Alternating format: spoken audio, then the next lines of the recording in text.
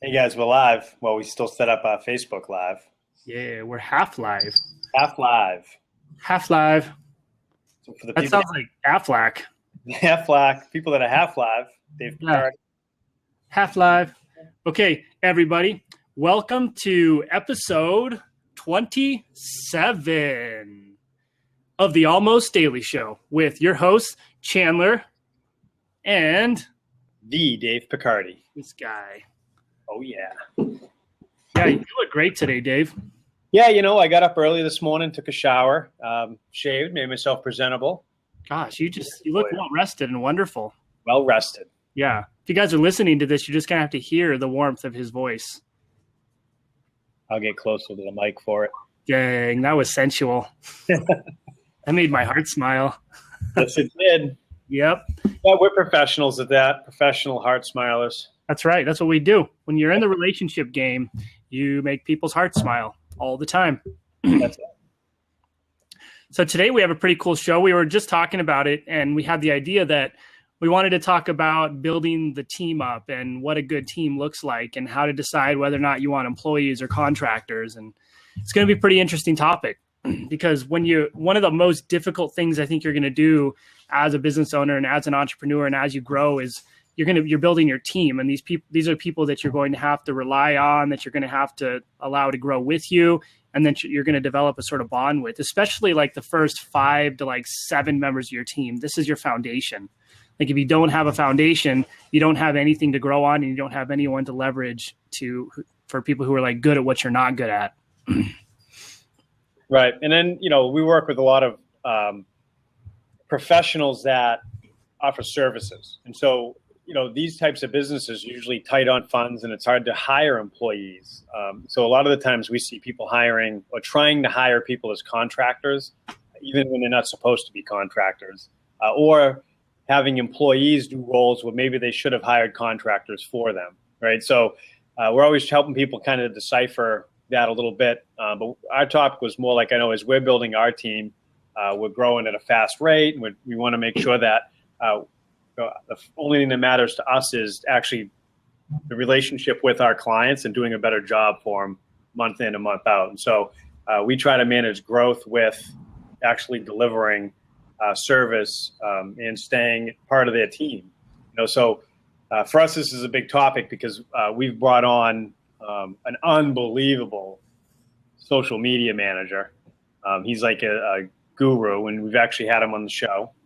And we had a good meeting yesterday with someone else that is more of a strategic partner that we're bringing on. So they're two different types of people, but they could have all just been employees, but we decided against that a little bit. Right, Chan? Yeah, that's a good point. You have to decide, like, what is the role of this person? Do I need this person to be fluid and being able to function like outside the zone in the box a little bit? Because that's when you need some sort of like contractor. Or do you need someone who you need to be able to tell what to do, and you need to show up at certain times and a lot of that stuff? Because that's when you need the employee.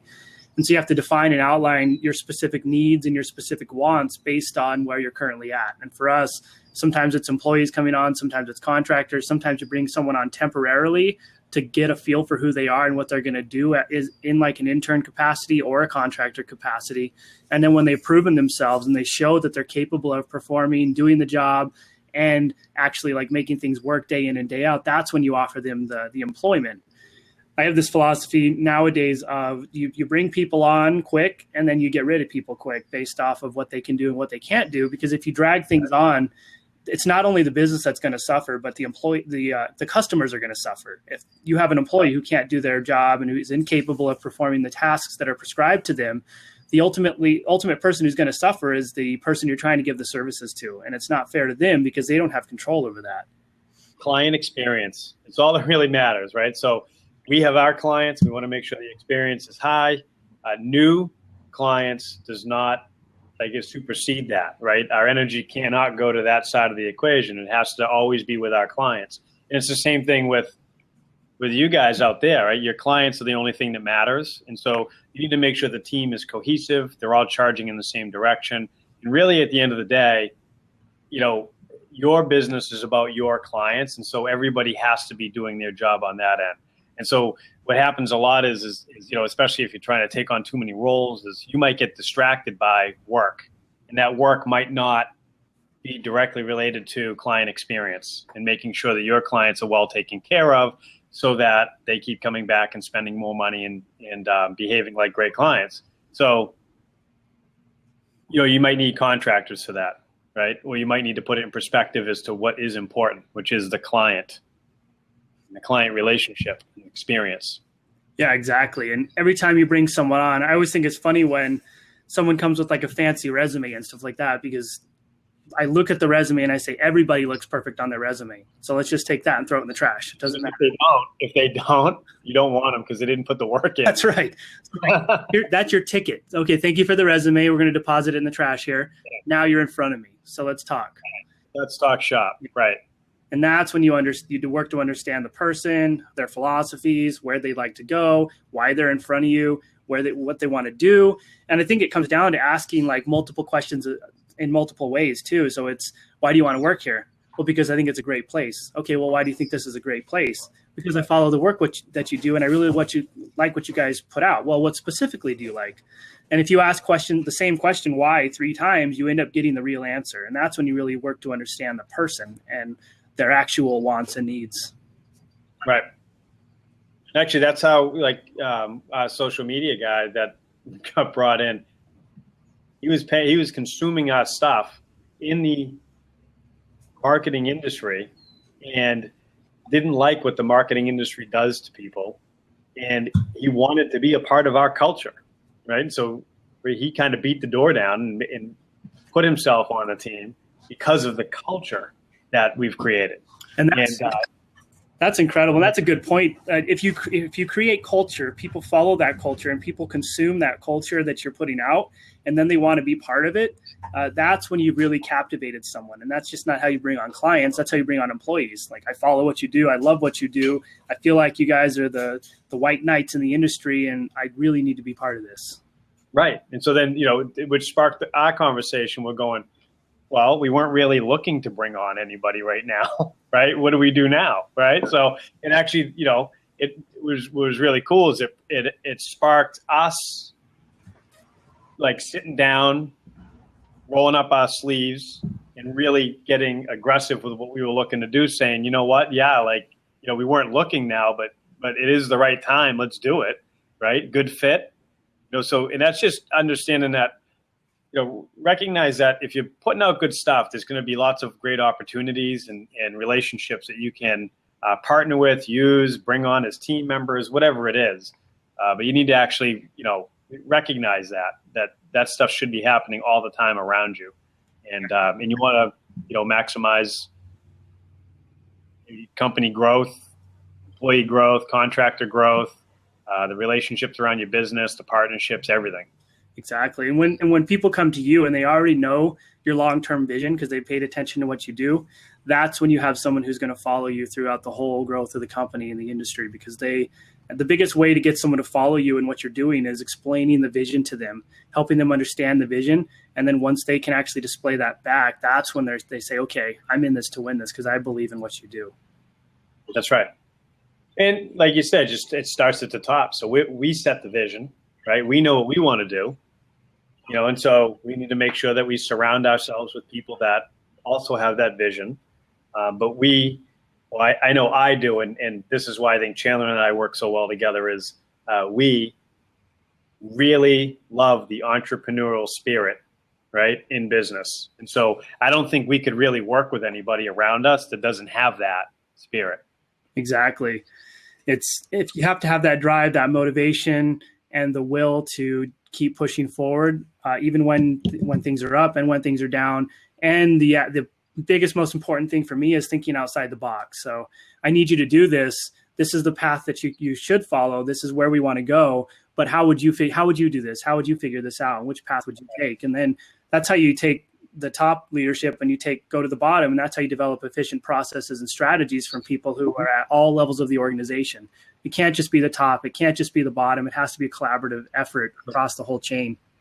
Right. And then our role in that process is, what do you need for resources from us? Right. Like, that's like, So this is great. I love it. Let's get after it. You know, from a business arrangement standpoint, you make sure you pay everybody the most possible you can pay them for success and work.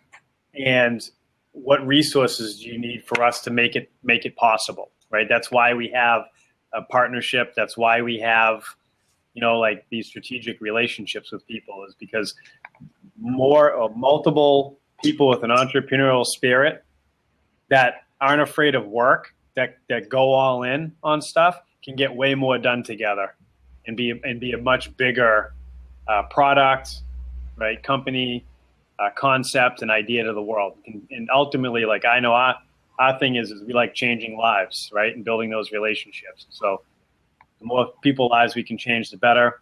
The bigger our team is, the better. Right? Exactly.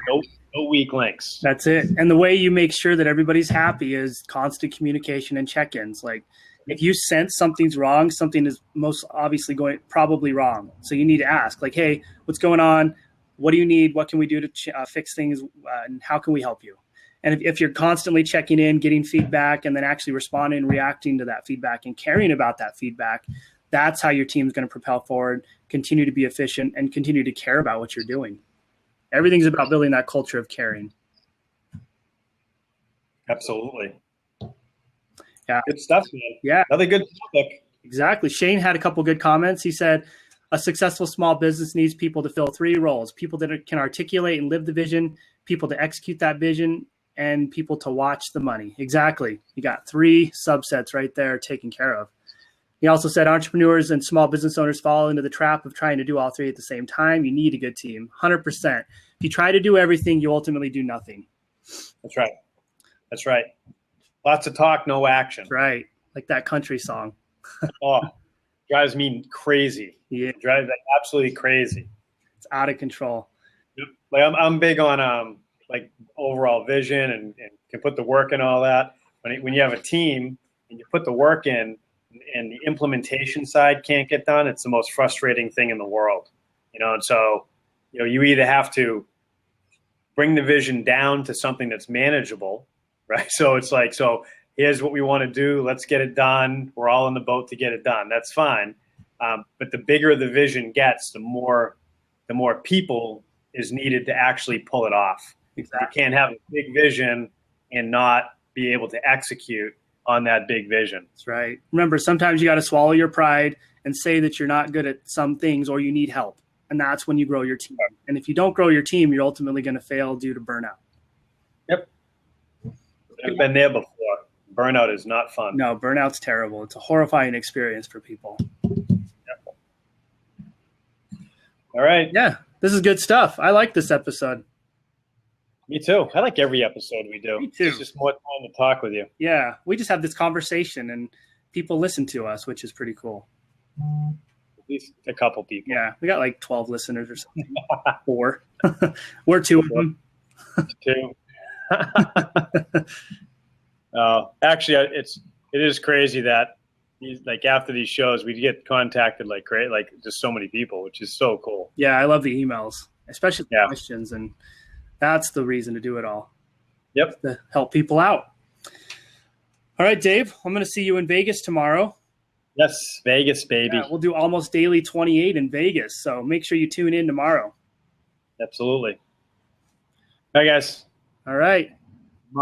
Maybe. See ya.